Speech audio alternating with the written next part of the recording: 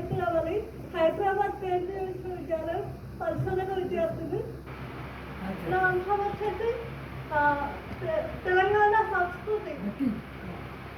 తెలంగాణ సంస్కృతి అనగానే బతుకమ్మ, బోనాల పండుగ రెండే గుర్తొస్తాయి అందరికీ.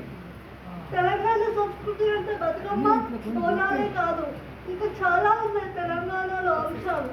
అందులో తెలంగాణ సంస్కృతిలో భాగంగా తెలంగాణ భాష, తెలంగాణ సంస్కృతిలో భాగంగా అలవాట్లు, ఆచారాలు, తెలంగాణ జాతరలు, ఇవన్నీ తెలంగాణ సంస్కృతిలో భాగంగా చెప్పుకోవచ్చు. తెలంగాణ సంస్కృతి అంటే ప్రజల జీవన విధానం, ప్రజలు ఎలా జీవిస్తారు దాని గురించి. అంటే ఫస్ట్ సంస్కృతి అనగానే బతుకమ్మ గుర్తొస్తుంది. ఈ బతుకమ్మ పండుగను 10 రోజులు జరుపుకుంటారు ఈ తెలంగాణలో. బతుకమ్మ పండుగకు ముందు బొడ్డమ్మ పండుగ జరుపుకుంటారు. భాద్రపద శుద్ధ బహుళ జరుగుతుంది. దీని తర్వాత బతుకమ్మ పండుగ జరుపుకుంటారు. ఆశ్వయుజ మాసంలో జరుపుకుంటారు. ఇది 10 రోజులు జరుపుకుంటారు అన్నమాట. ఈ 10 రోజుల పాటు మొదటి రోజు పెద్దరామాసం, పెద్దలకు బియ్యం వేయడం ఈ తెలంగాణలో సంస్కృతిలో భాగంగా చెప్పుకోవచ్చు. ఇందులో అంటే చనిపోయిన వాళ్ళకి బియ్యం ఇచ్చి వాళ్ళని గుర్తు చేసుకొని వాళ్ళకి తర్పణాలు అర్పించుతారు. బతుకమ్మ పండుగలో భాగంగా మళ్ళీ 9 రోజులకు 9 పేర్లు ఉంటాయి. అదేది నేను చెప్పదలుచుకోలేదు, ఎందుకంటే అందరికీ తెలుసు 10 రోజులకు పేర్లు ఉంటాయని. మళ్ళీ సంస్కృతిలో భాగంగా జాతరలు, తెలంగాణ జాతరలు అనగానే ఫస్ట్ గుర్తొచ్చేది కుంభమేళ. రెండో కుంభమేళ, ప్రపంచంలో రెండో కుంభమేళ గిరిజన వీరుల జాతర, అదే సమ్మక్క సారక్క జాతర. సార్ ఇప్పుడు పొలాస గురించి చెప్పగానే నాకు మేడారం సమ్మక్క సారక్క జాతర గుర్తొచ్చింది. అంటే పక్కనింత రాజు పొలాస అది తెలుసు మనందరికీ. మళ్ళీ నెక్స్ట్ వచ్చేసి సింగరేణి జాతర. ఇది సిద్దిపేట జిల్లా కోహెడ మండలం పూనల్ల గ్రామంలో జరుగుతుంది. ఇది సంవత్సరానికి ఒక్కసారి జరుగుతుంది. అది పుష్యబహుళ అమావాస్య రోజు జరుగుతుంది. ఎప్పుడంటే పుష్యబహుళ అమావాస్య ఈ సంవత్సరం జనవరి 18వ తారీఖు జరుగుతుంది. ఇక్కడ ప్రత్యేకత ఏంటంటే ప్రతి జాతరలో నదులు ఉంటాయి. తూర్పు వైపుగా ప్రవహిస్తుంది అన్నమాట. ఇక్కడ ఏంటంటే నది పశ్చిమ వైపుగా ప్రవహిస్తుంది.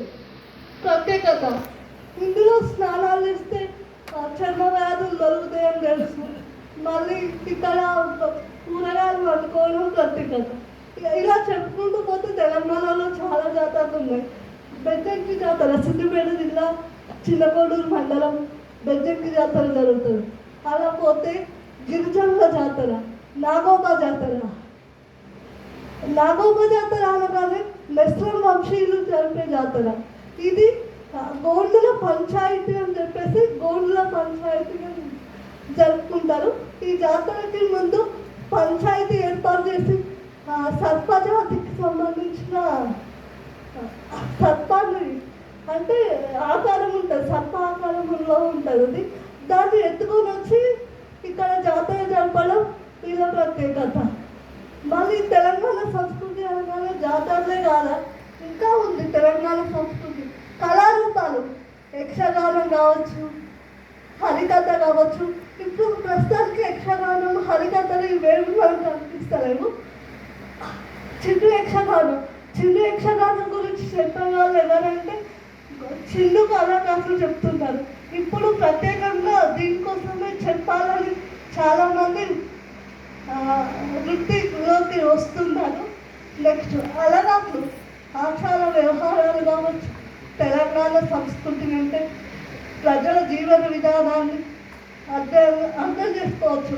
ఈ తెలంగాణ పునర్దర్శన సదస్సుకు ఇచ్చేసిన పెద్దలందరికీ, నాకు రామోజీ హరగోపాల్ సార్ గారికి ఈరోజు ఇక్కడ వచ్చి మాట్లాడుతున్నారంటే కారణం రామోజీ హరగోపాల్ సార్ కావచ్చు, మా కేంద్రీయ విశ్వవిద్యాలయం కావచ్చు, మా కోటి ఉమెన్స్ విశ్వవిద్యాలయం కావచ్చు, మా ఊరు జిగరకుంటపల్లి కావచ్చు.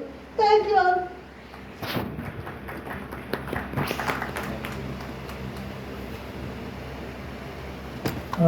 థ్యాంక్ యూ అమ్మా. సెంట్రల్ యూనివర్సిటీ విద్యార్థి రవలికి అభినందనలు. రేపు జనవరి 18 నుంచి 19 నుంచి సమ్మక్క సారక్క జాతర జరుగుతుంది. అట్లాగే అంతకుముందు జరిగిన ఆదివాసుల జాతర, నాగోబ జాతరని, బోనాల పండుగని, బతుకమ్మ పండుగని, ఇట్లా మన తెలంగాణ సంస్కృతిని అంతా ఒక దగ్గరికి కళ్ళ ముందు చూపించినామా, అభినందనలు.